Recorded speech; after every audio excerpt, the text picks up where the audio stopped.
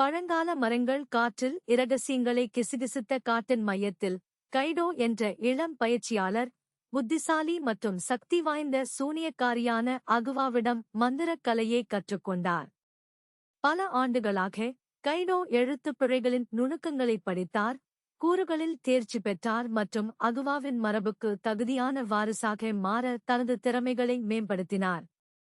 இருப்பினும் காலப்போக்கில் கைடோவின் லட்சியம் வளர்ந்தது, மேலும் அவர் சூனியக்காரியின் மிகவும் மதிப்புமிக்க உடைமைக்கு ஆசைப்படத் தொடங்கினார், கற்பனை செய்ய முடியாத சக்தியை வழங்கும் ஒரு மந்திர தாயத்து.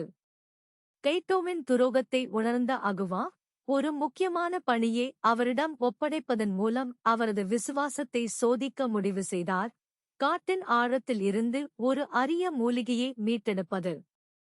கைடோ தாயத்து மீதான தனது விருப்பத்தால் கண்மூடித்தனமாக அகுவாவை தூக்கி எறிந்து சூனியக்காரியின் சக்திகளை தனக்காக கோருவதற்கான ஒரு வாய்ப்பாக இதைக் கண்டார்.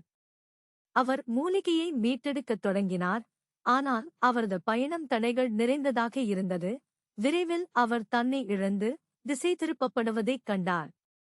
இரவு விழும்போது கைடோ ஒரு துப்புரவு பகுதியில் தடுமாறினார், அங்கு அவர் குறும்புக்கார வன ஆவிகளின் குழுவை எதிர்கொண்டார். குறும்புகள் மற்றும் தந்திரங்களை விரும்புவதாக அறியப்பட்ட ஆவிகள் கைடோவின் செலவில் சிறிது வேடிக்கையாக இருக்க முடிவு செய்தன. அவர்கள் அவரை ஒரு காட்டு வாத்து துரத்தலுக்கு அழைத்துச் சென்றனர், மூலிகையை மறைத்து அதற்கு பதிலாக போலியானவற்றைக் கொண்டு சென்றனர். கைடோவின் விரக்தியை வேடிக்கை பார்த்துக் கொண்டிருந்தனர். இரவு செல்ல நிழலில் இருந்து கவனித்துக் கொண்டிருந்த அகுவாவுக்கு கைடோவின் துரோகம் தெரியவந்தது. இருப்பினும் சூனியக்காரி கோபமாகவோ ஏமாற்றமாகவோ தெரியவில்லை. மாறாக அவள் வெடித்துச் சிரித்தாள். காடுகளின் ஆவிகள் கைடோவை இன்னும் தந்திரமாக விளையாடிக் கொண்டிருந்தன, அவற்றின் சிரிப்பு மரங்களில் எதிரொலித்தது.